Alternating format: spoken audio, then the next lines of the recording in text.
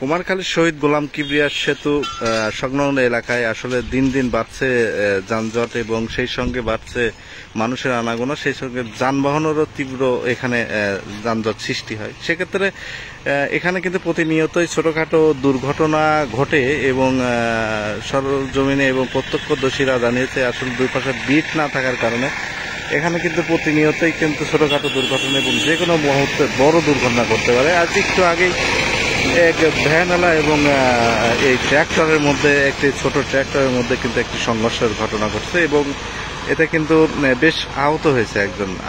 আপনাদের জানিয়ে রাখতে চাই, এই শহীদ গোলাম কিবরিয়া সেতু সংলগ্ন দুই পাশে কিন্তু আস্তে আস্তে দোকানপাট এবং দখল দায়িত্ব বেড়ে যাচ্ছে। সেই কারণে কিন্তু এখানকার রাস্তাগুলো এবং সাধারণ মানুষ কিন্তু চলাচলে অসুবিধাও হয়। তবে এখানে যেটি দরকার সেটি হচ্ছে ঢালু রাস্তা এবং ব্রিজের পাশ দিয়ে ব্রিজ থেকে যখন যে যানবাহনটি নামে অতিরিক্ত গতি সম্পন্ন হয়ে যায় এবং পরবর্তীতে দেখা যায় যে পাশ দিয়ে এবং অন্য সাইড দিয়ে যে সব যানবাহনগুলো, ভ্যান, রিক্সা, ছোটখাটো যানবাহনগুলো যায় সেগুলো কিন্তু নিয়ন্ত্রণ করা যায় না, যার কারণে কিন্তু সংঘর্ষের ঘটনা ঘটে। এখানে যদি একটি স্থায়ীভাবে একটি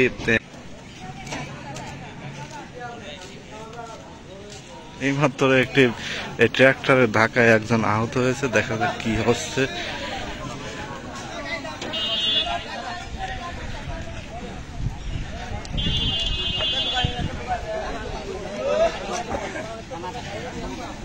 কোথায় লাগেছে দেখেন তো, লাগেছে মাথায় লাগেছে।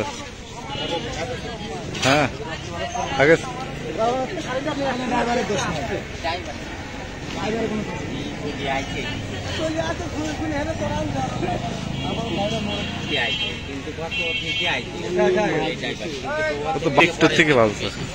কুমারখালী শহীদ গোলাম কিবরিয়া সড়ক আসলে দিন দিন বেপরোয়া হচ্ছে। এখানকার স্থানীয় যে অবৈধ গাড়িগুলো আছে সেগুলো কিন্তু বেপরোয়া চলার কারণে কিন্তু এখানে প্রতিনিয়তই ঘটছে একটি দুর্ঘটনা।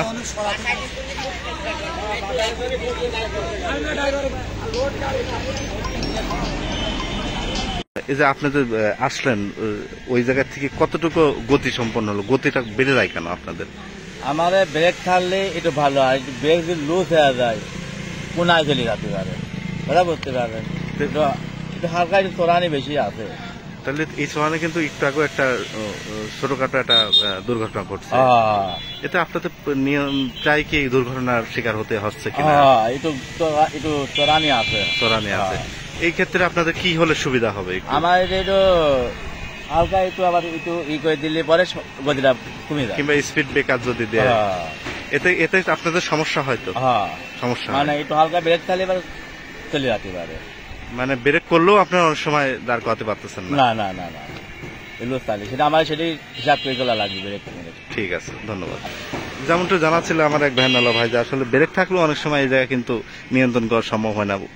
ঢালু এবং উঁচু হওয়ার কারণে, এইদিকে নিচু হওয়ার কারণে কিন্তু এই যানবাহনগুলো তারা নিয়ন্ত্রণ করতে পারে না এবং তাতে চরম সমস্যা হয়। এখানে যদি একটি স্থায়ী স্পিড ব্রেকার কিংবা এখানে ট্রাফিকের ব্যবস্থা কিংবা পৌরসভা